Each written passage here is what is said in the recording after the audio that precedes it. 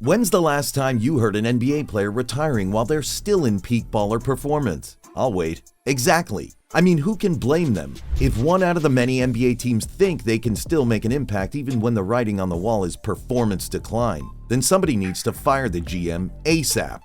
Sorry, Jeremy Lin, you didn't make the cut. That's right, even the best sometimes fall from the heavens. Remember Mike Conley? Drafted in the first round with the 4th pick of the 2007 draft by the Memphis Grizzlies. Well, Mike is now a 35-year-old player whose NBA clock is winding down. Back in his grit and grind days with the underdogs and very much underappreciated Grizzlies, he was a superstar point guard. Since his time with Memphis, he had a few solid seasons with Utah when the Jazz had hopes and dreams to win it all. Yeah, about that. Let's ask Rudy Gobert how that went. Well, with the Timberwolves and unfortunately back with Rudy Gobert, he isn't the worst point guard to have on your team and at times can still be effective. He just won't ever be Mike Conley from the good old late 2000 Memphis Grizzly days. Remember Eric Gordon? Drafted in the first round with the 7th pick of the 2008 draft by the Los Angeles Clippers. Well, Eric is now a 34-year-old player whose NBA clock is almost at zero.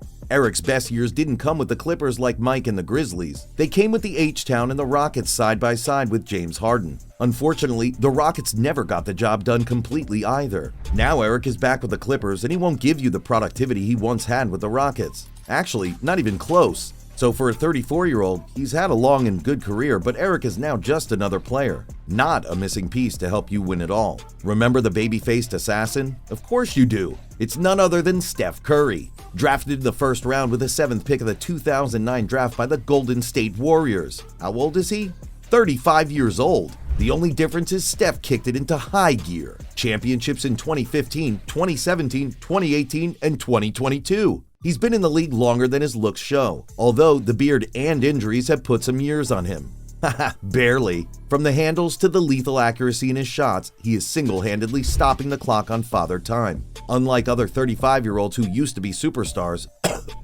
Mike and Eric, Steph is still creating problems for defenses and the best that do it. Defensive finalists of the year for 2022, Bam Adebayo, Marcus Smart, and Mikal Bridges can guard almost anybody in the NBA. But when it comes to Steph, nah, they can't even get close to this man. Bam Adebayo had 128 total points for Defensive Player of the Year the 2021-22 season. This ranked him 4th on the list. Well, it was business as usual for Bam this 2023 season, until he went toe-to-toe with the baby-faced assassin, and lost. Can't block a shot you can't see, Bam. Somebody call Keanu Reeves to let Bam know this ain't the Matrix. Steph was matched up with Bam on the perimeter where Steph had handles that only Neo from the Matrix could have. Between the legs, behind the back, to the rim.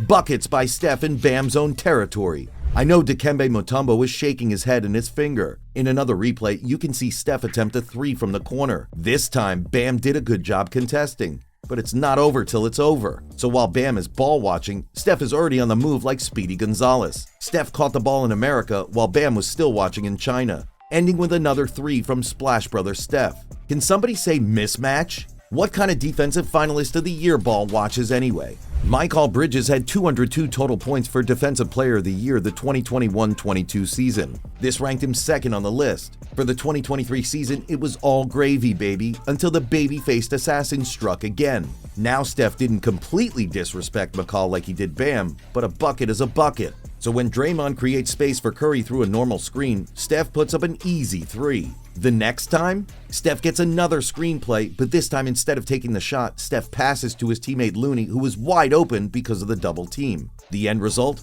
Another bucket for Golden State. Leadership at its finest. Marcus Smart had 257 total points for Defensive Player of the Year the 2021-22 season. This ranked him 1st on the list and the winner, which is a big deal because Marcus is the first guard to win it since Gary the Glove Payton, who won it all in 1996 with the Seattle Supersonics.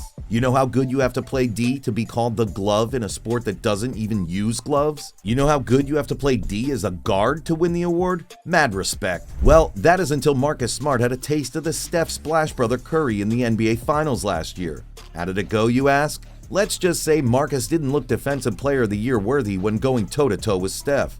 From the 3-point line to the paint, Marcus was in Steph's world and he could do nothing about it. Golden State ended up taking the championship home too. So much for defense winning games in 2023. No matter what you draw up on the board or who you have guard, when it comes to Steph Curry, the end result is the same: buckets. If a team can guard the arc, then he pulls up in the paint like he's 7 feet. If a team takes away the arc in the paint, then he pulls up a mid-range jumper like it's 2003. Yes, because the mid-range is still important in 2023.